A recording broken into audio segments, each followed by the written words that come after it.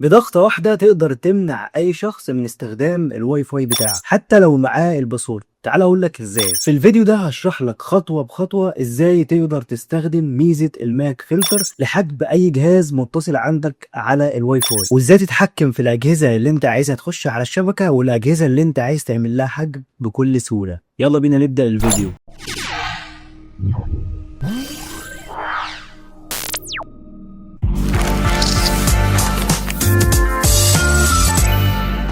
اول حاجه هنعملها ان احنا هنيجي عند اي متصفح عندنا، سواء جوجل، فايرفوكس، مايكروسوفت ايدج، اي متصفح، وهنبدأ نكتب الكود ده مع بعض.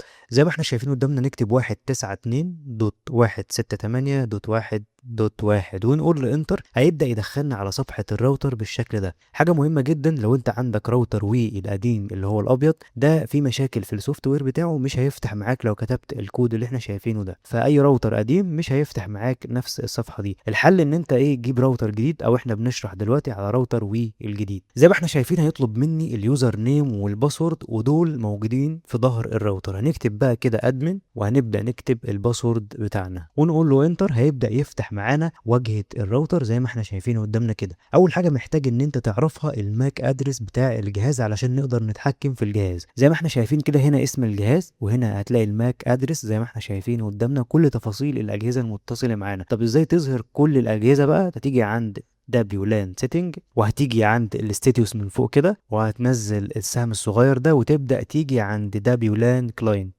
اضغط عليها ضغطة، هيبدأ يفتح لك كل الأجهزة المتصلة عندك على الراوتر. الطريقة اللي احنا هنشرحها في الفيديو زي ما قلنا، تقدر تعمل حجب لأي جهاز انت عايزه، وتقدر تحدد أجهزة معينة هي بس اللي تتصل على الراوتر. أول حاجة لازم تعرفها ان انت لازم يبقى معاك الماك ادرس بتاع أي جهاز علشان تقدر تتحكم فيه. وليكن مثلا ماك ادرس زي الجهاز اللي موجود قدامنا ده، جالاكسي جي 6. هنبدأ ناخد الماك ادرس بتاعه كده كوبي، وعند اي نوتس او اي مكان عندنا نقول له بيست عشان هنحتاجه بعدين. بعد كده هنيجي نرجع للصفحة الرئيسية ونخش على WLAN سيتنج مرة تانية، ومن هنا هنختار WLAN ادفانسد. هنضغط عليها ضغطة، هيبدأ يفتح معانا الواجهة اللي احنا شايفينها دي. مهم جدا تعرف انت فاتح انهي شبكة، SSD 1 ولا SSD 5. لازم تعرف الشبكات اللي انت فاتحها عندك. طب تعرفها ازاي؟ هترجع تاني للهوم، WLAN سيتنج، تعالى بقى تحت عند الاس اس دي كده، هتبص تلاقي هنا ظاهر معانا كل الشبكات اللي احنا فاتحينها. الاس اس دي 1 هتلاقيها اون، وهتلاقي ايه تاني اون؟ الاس اس دي 5. يعني انا كده فاتح ال 2.4 وفاتح اللي هي ال 5G، والباقي انا قافله. فخد بالك برضو من الموضوع ده عشان هتحتاجه بعدين. نرجع تاني لل WLAN سيتنج ونيجي عند الاكسس كنترول.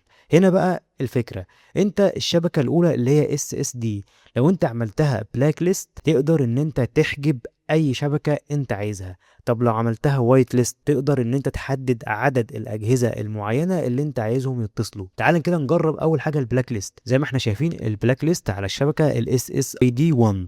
فهتيجي تحت عند اكسس كنترول، وهتبدا تكتب هنا اي اسم، سواء اسمك، اسم الموبايل، اي حاجه. انا مثلا اسميه اي اتش، واختار من هنا بقى الشبكه بتاعتي. زي ما احنا شايفين هنلاقي اس اس دي 1، فهبدا احددها.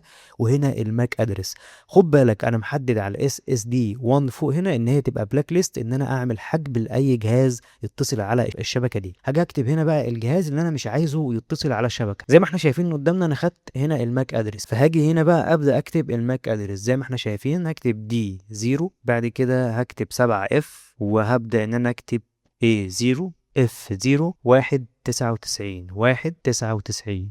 زي ما احنا شايفين قدامنا طبعا دي سي 1 99.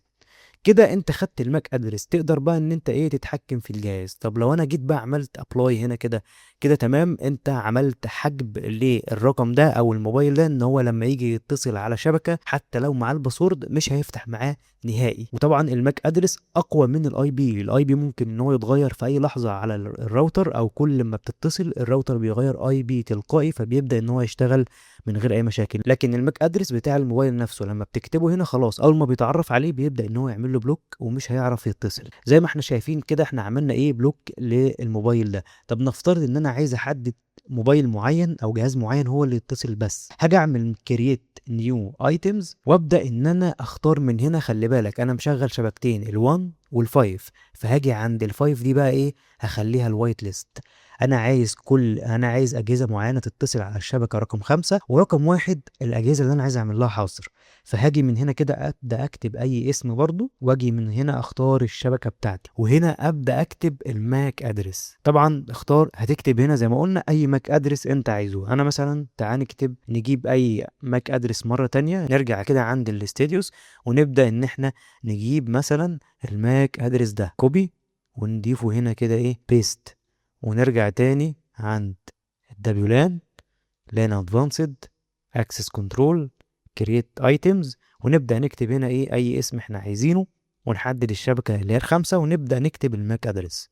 تعالى كده نكتب 9800/6A20B، 8B.